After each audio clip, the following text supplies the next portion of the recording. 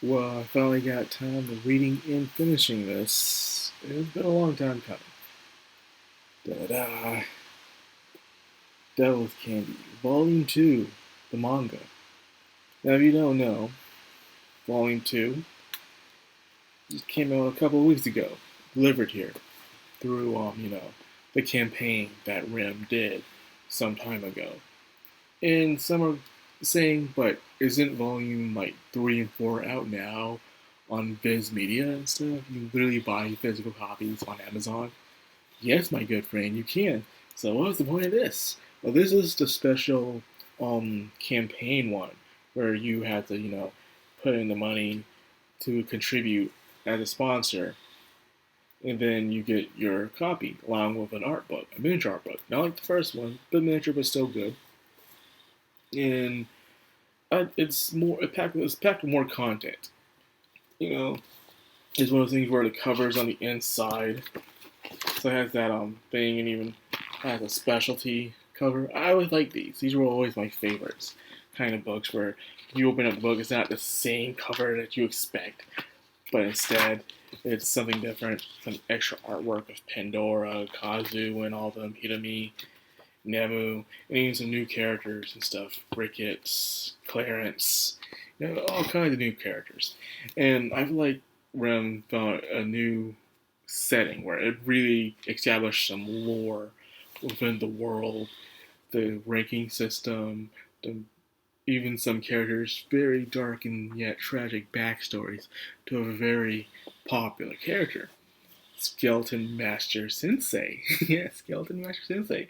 Believe it or not, that was the first character they created for Devil's Candy a long time ago. I mean, this was back when I was in middle school, and I'm 30 right now. So, Devil's Candy's been around with me for a long time, longer than you expect, actually.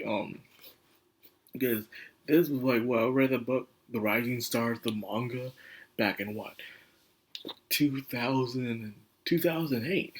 Yeah, it was 2008. I think it was 2008 or 9, one of those two. But that's when I read The Rising Star, the manga. So it's already been over like 10, 15 years now with that book.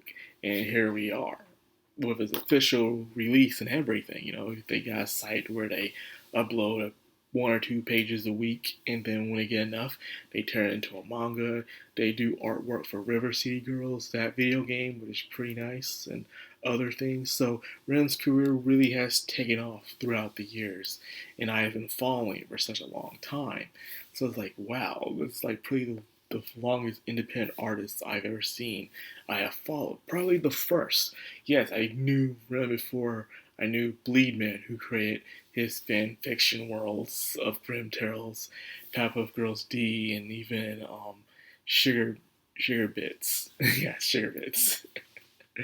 It's been a long time, man. But I'm enjoying the ride. Like I said, the book is good. Pandora is coming more into her own. She's come a long way from her original design. Her original design, her first film pilot, it was actually she was blonde hair, not so much pale skin, and she wore a nurse's outfit. And we all thought she would keep the nurse's outfit as a thing, but no, she's Ram seemed to go in a different direction with Pandora and stuff, where it was completely different. Skeleton Master Sensei, still Skeleton Master Sensei, but with a different kind of very tragic backstory that's kind of connected to Kazu and even his parents as well. So it's crazy about that. You get to see the mobs, the other high-ranking creatures that live from above, everything, eldritch creatures, and new characters. We like Clarence, the kid who is cool, but he's actually very kind, and he's a good listener and stuff. And you have Ricket, who's kind of she's kind of a bit of a, not, she's a great person, I would put like that. I don't hate the character, but she's been through things where why she is the way she is. So I can't get fully mad at her or anything like that because I kind of understand the character herself. And then there's Weggy, the goat boy. He just wants to be cool. He's very simple-minded. He's not a bad person, but he's one of those simple-minded high school boys, who just wants to be cool and wants to have a nice girl, to be understood. He sees himself as this passionate artist. He wants to display himself in song. Good stuff. He, to me, doesn't really show up much in this volume, however. Even though she could easily, and I do mean easily, fix all the problems that's going on in this volume, but she's just not there because she's living her own life. And it shows the dangers that Kazu gets himself into that I start to realize. Most of the time, Kazu is not he's not getting into these situations by certain situations, but more is so he gets himself in these things because he just can't stop seeing trouble, whether he knows it or not. It's like he's just destined to have trouble following him. Like in the first arc of this volume, the egg game, where they're playing a sport, he volunteers and goes crazy about it and stuff, and that's leads them to a very bloody, dangerous situation. And then they indirectly got themselves involved with the mob. It's not his fault technically. Pandora just dragged into it through other side characters who became the forefront of this volume. So it's not technically his fault either that this happened. It just does. But it seems like each volume, their enemies are getting more dangerous. They're getting bigger. They're involving themselves in with people you don't want to involve yourselves in with. And Ricket herself also is part of this, where she's already been involved indirectly without knowing it. Her brother isn't such a good person either. He has done some very bad things to pay off a debt. And that's just how it is. As a Breaking Bad quote is that good people will do bad things. And those bad things can sometimes turn them to bad people. As in, you start out with good intentions by doing this bad thing with good intentions, but as time goes on, those bad things keep happening. They become second nature to you, to the point where you justify more of yourself doing those bad things, to the point you become a bad person yourself down the road. And it happens a lot to us. That's why he's always saying, just stay away from doing bad things. It's the best thing you can do. Well, anyways, I really did enjoy this volume. I did. And I think this is going to be the last campaign book they're doing because the rest of the volumes are going through Viz Media. So I guess like next month I'll buy the other 2 volumes, unless there's also 5 as well out there, and I'll get that as well. But yeah, a really nice volume, good characters, nice world building. I really enjoyed it. Now for the negativity. Negativity. This took too long to release. This really took too long to release. It really did. Like I made my pre-order, my tribute to this, like back in 2020 of March. No, not 2020 March, but 2022 of March. So it's been 2 years and stuff. Well, it's been 2 years. So what? You don't get.